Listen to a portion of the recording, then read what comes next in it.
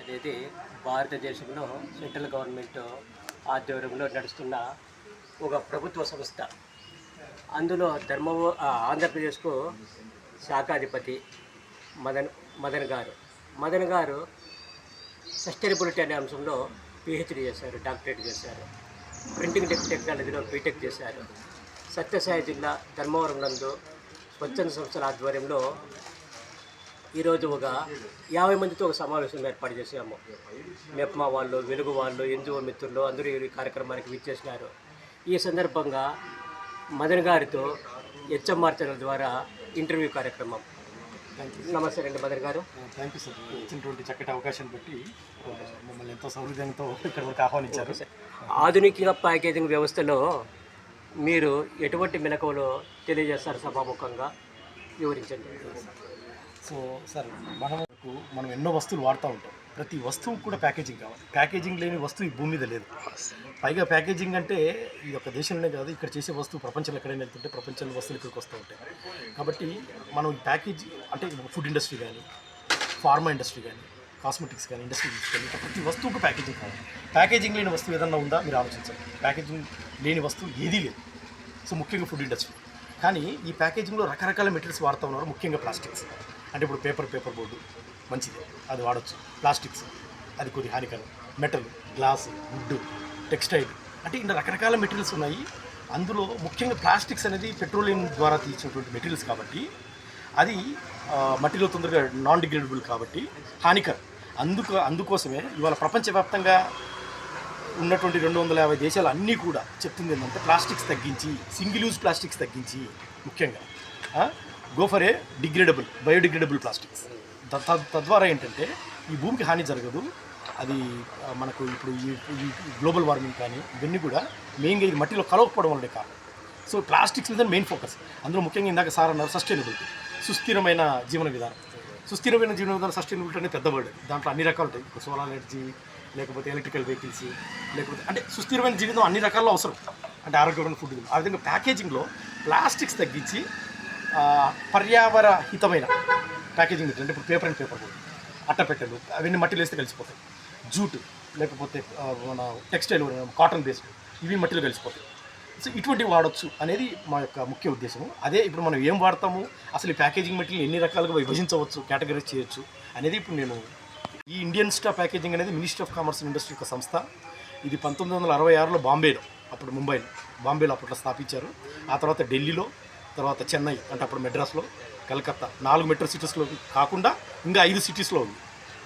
ఈ మనకు ఉమ్మడి ఆంధ్రప్రదేశ్లో హైదరాబాద్లో ఉన్నది. ఇప్పుడు కొత్త ఆంధ్రప్రదేశ్లో మనకు ఆంధ్రప్రదేశ్ మొత్తం 26 జిల్లాలు కానీ విశాఖపట్నాన్ని ఎంచుకొని అక్కడ ఈ మధ్య ఒక 6 నెలల కింద స్టార్ట్ చేశారు. తర్వాత ప్రజల్లో కూడా ఇవాళ కరోనా వచ్చిన తర్వాత మన ఫుడ్ మీద ఎంత అవగాహన వస్తుందో, ప్యాకేజింగ్ అనేది అంటే ప్యాకేజింగ్ ఫుడ్ కూడా పెరిగింది. చాలామంది వాడుతున్నారు. ఒకప్పుడు స్థితి వేరు, ఇవాళ స్థితి వేరు. కాబట్టి ప్యాకేజింగ్ మీద మేము చెప్తున్నాం. జనాలు కూడా సబ్జెక్ట్ అర్థమవుతుంది.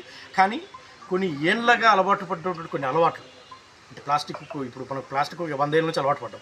దాన్ని ఓవర్ నైట్లో ఒక రోజులో చెప్తే అది అలవాటు పోదు. It takes time. సో అందులో భాగంగానే గవర్నమెంట్ ఏం చెప్తుందంటే ఇప్పుడు మనం వాడే సూపర్ సంచులు అంటాం కదా, సింగిల్ యూజ్ ప్లాస్టిక్స్, అవి వీలైనంత వరకు వాడకుండా చేయి సంచులు జోబులు పెట్టుకుంటే జనాలు వింటున్నారు. వింటున్నారు కూడా అన్నమాట. సో ఆ మల్టిపుల్ యూజ్ ప్లాస్టిక్స్ ఎన్నిసార్లు వాడచ్చు. అంటే వాటర్ బాటిల్ కానీ, ప్లాస్టిక్ చైర్లు కానీ, అవి ఓకే, డ్రమ్ములు అవి. కానీ సింగిల్ యూజ్ ప్లాస్టిక్స్ ఎక్కువగా పల్చటి పాలిథిన్ కవర్లు వాడడం వల్ల అవి గాల్లో ఎగిరిపోయి పశువులు తినడం, నీళ్ళలో పోయి చోకవడము, కాలువల్లో చోకవడము, అది మట్టిలో కలవకుండా 4-5 ఏళ్ళు అక్కడే ఉండడం, 400-500 సంవత్సరాలు పడుతుంది. సో ప్రజలు అర్థం చేసుకుంటున్నారు.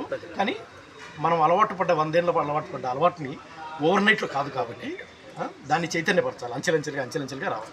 మరొక విషయం మదన్ గారు, ఇక్కడ మా ధర్మవరంలో డాక్టర్ నరసింహులు గారు తర్వాత నాగరాజు గారి గుడుగు, మా మిత్రులు న్యాయవాది బాలసుందరి కానీ ధర్మవరంలో అడ్వాన్స్గా ఉన్నారు. సింగిల్ ఇష్ట ఈ ప్లాస్టిక్ పైన చాలా కార్యక్రమాలు మేము స్టూడెంట్లతో కూడా ముఖాముఖి చేసినాము. భవిష్యత్తులో మీ సలహాని అనుసరించి మేము ఎటువంటి కార్యక్రమాలు చేపట్టాలో సూచనప్రాయంగా తెలియజేయండి. తప్పకుండా సార్. అంటే ఇప్పుడు సింగిల్ యూజ్ ప్లాస్టిక్స్ మనం కిరాణా షాప్కి వెళ్తాం. కిరాణా షాప్కి వెళ్ళిపోయి ఏదైనా కొన్న తర్వాత కంపల్సరీ సూపర్ సంచులు అడుగుతాం.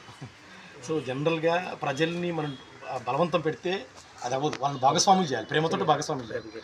సో ఆ భాగస్వామ్యం చేయాలంటే దాంట్లో రెండు విధాలు. చేయి సంచులు వాడమని చెప్పడం, ఒకవేళ అది కానప్పుడు కొనే సూపర్ సంచుల మీద రేట్ వేయడం. అంటే నయానా లేకపోతే భయానా, నయానా ఇది సూపర్ చేయి సంచులు వాడుకొని చెప్పడం. అది వినని పక్షాన కొంత భయం పెట్టాలంటే రేట్లు పెంచడం. అంటే మీకు సూపర్ సంచి కావాలంటే దాని మీద ₹1, ₹10, ₹1 పెంచడం. అంటే ఇవి ఈ రకాల పద్ధతులు గవర్నమెంట్ కూడా చెప్తారు. తరహా వ్యాపారస్తులకు, డ్వాక్రా వాళ్ళకు చాలామంది మీకోసం వెయిట్ చేస్తున్నారు, ఇప్పుడు వెయిట్ చేస్తున్నారు కూడా. మీరు ఏ రంగానికి ప్రాధాన్యత ఇస్తారు, ఎవరికి సందేశం ఇస్తారు, మీరు చేస్తున్న కార్యక్రమం గురించి కొంచెం వివరించండి. యాక్చువల్గా సార్ అది మంచి క్వశ్చన్. ఇది యాక్చువల్గా మనం ఒక సమస్యని ఫ్యాక్టరీ ఎండ్లోనే ఆపొచ్చు డెఫినెట్గా. ఫ్యాక్టరీ ఎండ్లోనే ఇప్పుడు అందరికీ తెలిసిన విషయమే. ఇప్పుడు సిగరెట్ తాగొద్దు, అది హానికరం. మందు తాగొద్దు, అది హానికరం. ప్లాస్టిక్ వాడొద్దు, అది హానికరం. కానీ ప్రజలు కొన్ని అలవాట్లు, ఇందాక నేను చెప్తున్నట్టు కొన్ని వందల సంవత్సరాలు లేకపోతే కొన్ని 10 సంవత్సరాలు, దశాబ్దాలు అలవాటు పడ్డ కాబట్టి వాళ్ళు ఒక్కసారిగా చెప్తే వినరు. కాబట్టి దాన్ని సమతూకంగా చేసుకుంటూ అటు మీరు అడిగిన క్వశ్చన్కు నా సమాధానం ఏంటంటే, అటు ఫ్యాక్టరీ వాళ్ళకు కూడా మాది B2B ఎక్కువ, బిజినెస్ టు బిజినెస్ ఎక్కువ డిస్కషన్స్ ఉంటాయి. కానీ ఇవి కూడా ఇటువంటి ప్రోగ్రామ్స్ ఏంటంటే ఏమంటుంది గ్రాస్ రూట్ లెవెల్లో డైరెక్ట్గా సంఘంలోకి వచ్చి కస్టమర్స్ ఎడ్యుకేట్ చేయడం, ఇది ఒక పార్ట్. కానీ మేజర్గా మేము ఫ్యాక్టరీస్ వాళ్ళకి కూడా చెప్తా ఉంటాం. ఇప్పుడు మీరు నమ్ముతారో లేదో, ఇప్పుడు HUL ఉంది, హిందుస్థాన్ యూనిలివర్ లిమిటెడ్, లేకపోతే ప్రాక్టర్ & గ్యాంబుల్, కోల్గేట్ పామాయిల్, లేకపోతే విప్రో, ITC, వీళ్ళందరి మీద గవర్నమెంట్ చాలా ఉక్కుపాదం మోపుతా ఉంది. అంటే మీరు ప్లాస్టిక్స్ వాడొద్దు, మీరు వాడినారంటే దాని మీద రేట్స్ ఎక్కువగా ఉంటాయి. అంటే CO2 ఇంపాక్ట్, దానికి CO2 క్రెడిట్ సిస్టమ్ అని ఉంటుంది. అంటే మీరు అడిగిన ప్రశ్నకి ఏంటంటే గవర్నమెంట్ అన్ని విధాలుగా ప్రయత్నం చేస్తూ ఉంది. అటు అంటే టిప్ ఆఫ్ ద పిరమిడ్లో వర్క్ చేస్తూ ఉంది, బాటమ్ ఆఫ్ ద పిరమిడ్లో పనిచేస్తూ ఉంది, even middle of the pyramid. అలాగే ఇప్పుడు జిల్లా వాడేవాళ్ళు ఇప్పుడు 5 ప్యాకెట్లు క్లబ్బింగ్ చేసి వాడుతున్నారు. అటువంటి వాళ్లకు మీ ఆంధ్రప్రదేశ్ సంస్థ తరపున వాళ్ళకి ఎటువంటి ప్రోత్సాహం ఇస్తున్నారు? ఆ నమూనాను సమావేశాల్లో చేసుకుపోతున్నారా? సర్జికల్ కాటన్ విషయంలో 200 గ్రాములు వాడు పేపర్ పెడుతున్నాడు వెయిట్ కావడానికి, వాడిని లాభార్థులు 2 రకాలు ఉంటాయి: over packaging, under packaging. Over packaging అంటే ఎక్కువ ప్యాకేజింగ్ కూడా అవసరం లేదు. అండర్ ప్యాకేజింగ్ అంటే అసలు ప్యాకేజింగ్ లేకుండా చేయాలి. అంటే ఆప్టిమమ్ ప్యాకేజింగ్ అంటే మధ్య రకం, అంటే ఎంత ప్యాకేజింగ్ అవసరమో అంతే చేయాలి. ఇప్పుడు మీరు అడిగిన ప్రశ్న ప్రకారము ఇప్పుడు ఒకప్పుడు ఒక బ్లేడ్ కూడా సపరేట్గా ఇచ్చాడు. ఇప్పుడు దీన్ని మల్టీ ప్యాకేజింగ్ అంటే 4 బాటిల్ ప్యాక్ చేసి ఒకసారి 4 బ్లేడ్లు ఒక డబ్బాలో పెట్టడం. ఇది కొంతవరకు పర్యావరణితం. కానీ అదే ఇప్పుడు మనం ఎలాగో సబ్బులు అనేటివి రెగ్యులర్గా వాడేవి. అందుకే ఇప్పుడు మీరు చూస్తూ ఉంటారు డెటాల్ కానీ ఇవన్నీ కూడా 4-5 సోప్స్ అన్ని కట్టేస్తారు. అంటే combi package, multiple packaging. So ఇది కూడా ఒక టైప్ ఎంకరేజ్మెంట్ ఇది మల్టిపుల్ ప్యాకేజింగ్ అనేది. ఇందాక మీరు అడిగిన ప్రశ్న ఏమన్నారు సార్ ఇందాక? అంటే ఈ బేసికల్గా రెగ్యులర్గా వాడే దీని FMCG అంటారు, ఫాస్ట్ మూవింగ్ కన్స్యూమర్ గూడ్స్. అవి వితిన్ 3 నెలలు 6 నెలల లోపల అయిపోయి వస్తాయి.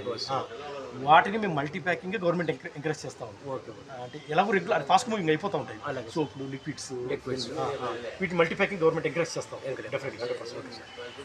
ఇక అందులో వీలైనంత వరకు ఎక్కడైతే ఫ్యాక్టరీలో అది ప్యాక్ చేస్తూ ఉంటారో అక్కడ వీలైనంత ప్లాస్టిక్ తగ్గించి దాన్ని జూట్ బేస్డో, పేపర్ బేస్డో, లేకపోతే కంప్లీట్గా పేపర్ కాకపోయినా కనీసం టెట్రాప్యాక్ చూసి కొన్ని పేపర్ అని కనిపిస్తుంది. దాంట్లో లోపల మెటల్ ఫాయిల్ ఉంటుంది, ప్లాస్టిక్ ఉంటుంది. ఉత్త ప్లాస్టిక్ బాటిల్లో తాగేదానికన్నా అది కొంత మేలు. అంటే ట్రాన్సిషన్ అనేది నిదానంగా జరుగుతుంది, స్లోగా జరుగుతూ ఉంటుంది ట్రాన్సిషన్. ఆ ట్రాన్సిషన్లో భాగమే ఈ యొక్క మా పార్టిసిపేషన్. ధన్యవాదాలు. 2 మాటలు చెప్పండి సార్, తర్వాత కళ్యాణానికి ఏ విధంగా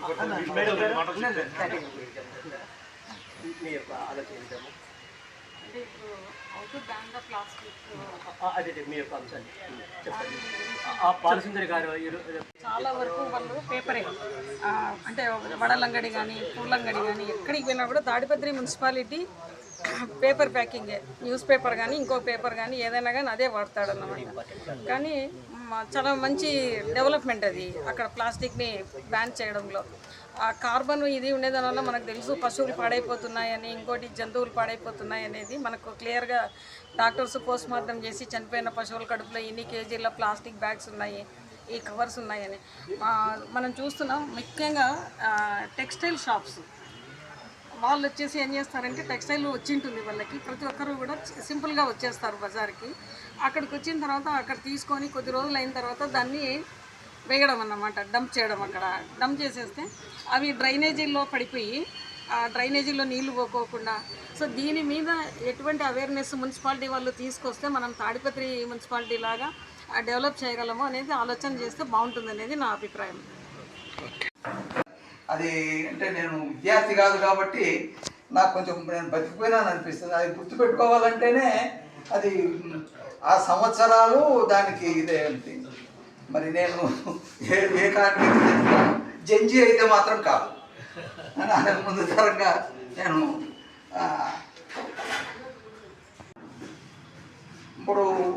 ఇప్పుడు మాట్లాడే సమస్యలు ఇప్పుడు సమస్యలు కాకపోవచ్చు, ఇప్పుడు సమస్యలు ముందు తరాలకు సమస్యలు కాకపోవచ్చు. నేను కొన్నేళ్ళకు ముందు ఇప్పుడు కూడా అది కొంచెం సజీవంగానే ఉంటుంది అనిపిస్తుంది. అంటే నాకేదో ఈ మధ్యకాలంలో వచ్చింది ఎగరేస్తే సరిపోదు, ఇవన్నీ ఉన్నాయి. ఇంకా ఈ దేశం ఇదే విధంగా ఉంది. అవినీతి బంధు ప్రీతి ఆ మాట అది యథాతథంగా ప్రతి మాట అక్షర సత్యంగా ఉంది. కొన్ని సంవత్సరాలకు ముందు ఈ భారతదేశం ఎదుర్కొనే సమస్యల్లో అంటే దాన్ని కొంత మార్చి చెప్పాల్సి వస్తుంది. మనం ప్రతి వేదిక మీద నుండి కూడా కేవలం మనం మన భాషా పరిజ్ఞానాన్నో లేకపోతే ఇంకో ఏదో ప్రదర్శిస్తే ఉపయోగం ఉండదు. భారతదేశం ఎదుర్కొన్న సమస్యల్లో 3 Pలు అని చెప్పేవాళ్ళని నేను. Poverty, pollution, population. పాపులేషన్ అనేది ఇప్పుడు ఒక రకంగా మళ్ళీ అంటే సమస్యగానే ఉంది. పాపులేషన్ అనేది సమస్య. నువ్వు over population Anu under population, but what ever it is a population is a problem for our country.